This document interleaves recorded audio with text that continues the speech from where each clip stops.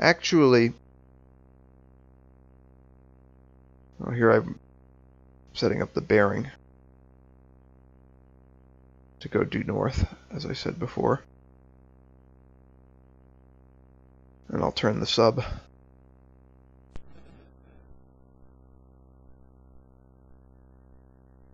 For some reason, the rudder went the wrong way soon after this. I got the rudder. See, it went left, and I didn't even notice until a few minutes later. So I did fire a torpedo because I was within range. And see, the sub is continuing to turn even though I didn't want it to. And then I have to line it up again when I notice that my heading there is changing when I don't want it to. Actually, what I was going to say was, in this particular practice scenario, even though I've selected historical torpedoes,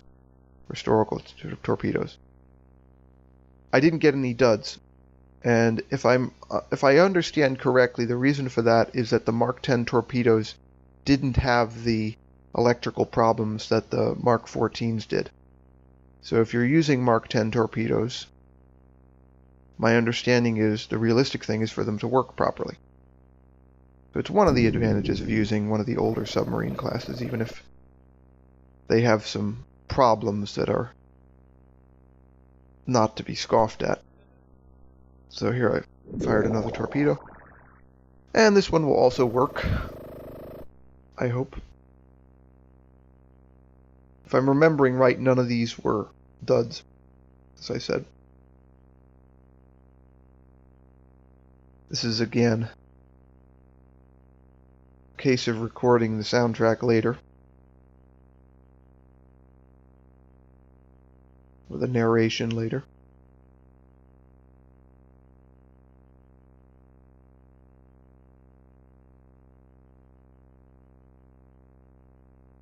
If you look over on the right there, you can see the computer counting down the seconds to when the torpedo runs out of fuel.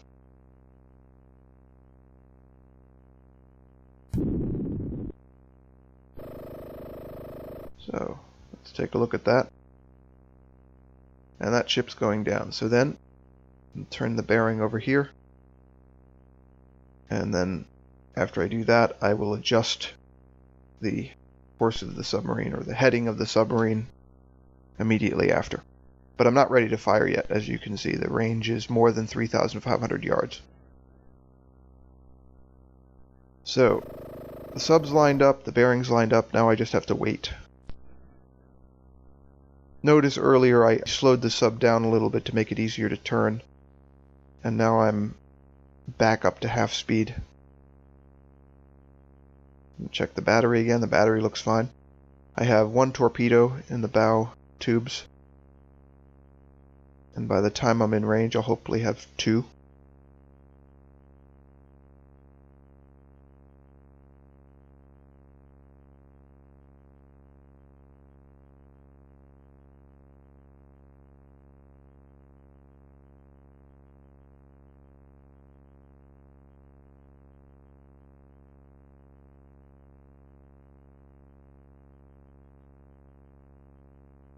Bow tube reloaded.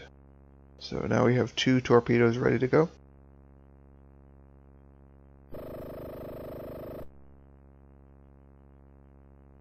The scope up, and I'm almost in range, so I'll switch on the computer.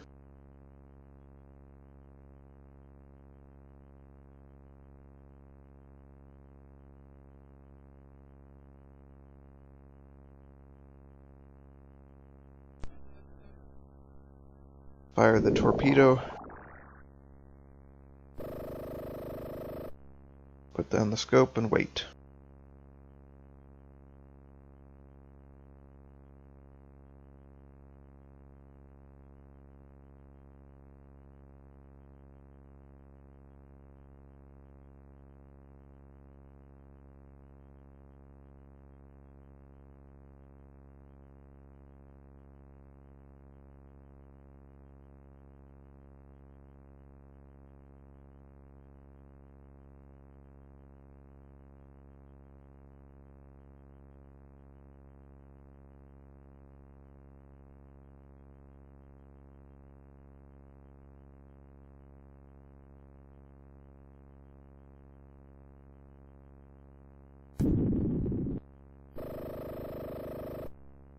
Up the scope, that looks like a hit. Yes, it is. So, that ship is not going down, so I'll fire another torpedo. One of the things that can happen, which you might have noticed, is that you can fire a torpedo and then a few minutes later a ship will break up and sink, in line with real life. And I mean, actually that's a little bit more realistic than what generally happens in either Silent Service game. But it's annoying because sometimes you'll fire a second torpedo or third torpedo only to see it be unneeded, so you ended up wasting a torpedo.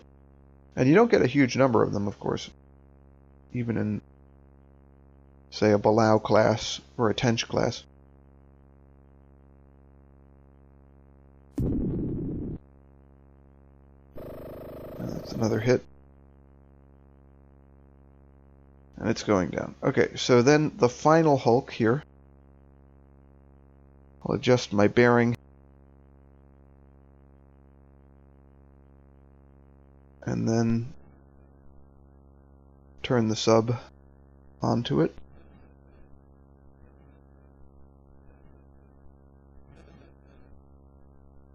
Now we're almost in range here.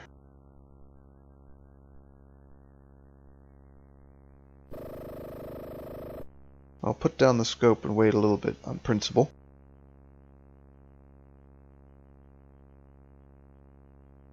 Check the torpedo tubes, check the battery. Everything looks okay.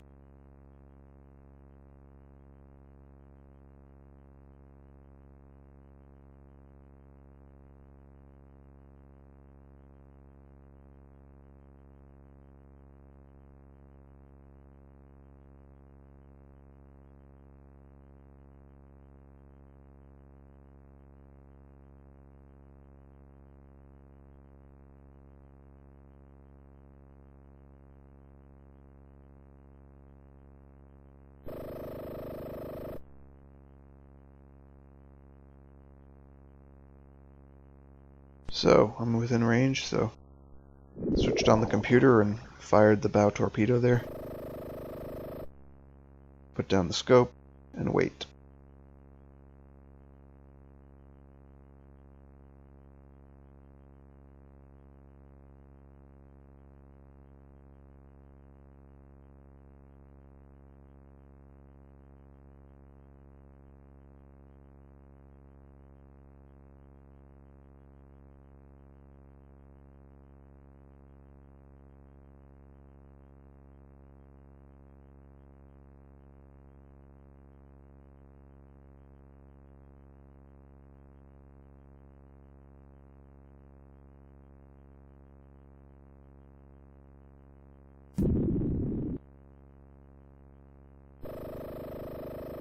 So, put up the scope. It's hit, but it's not going down, so the data computer goes back on. I fire the last torpedo in the tubes anyway.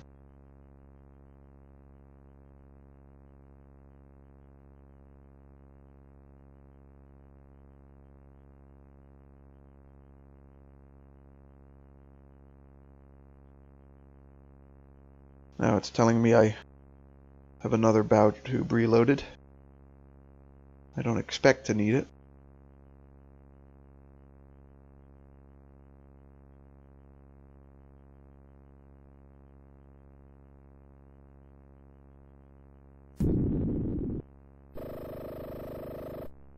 Okay, it's another hit, and that ship is going down.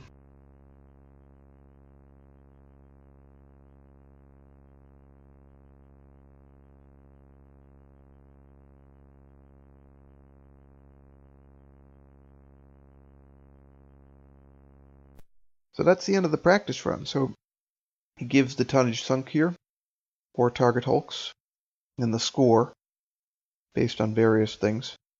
And that's it, basically. I don't get into the Hall of Fame because it's only practice, of course. So, exit to DOS. And that's it. Thanks for watching.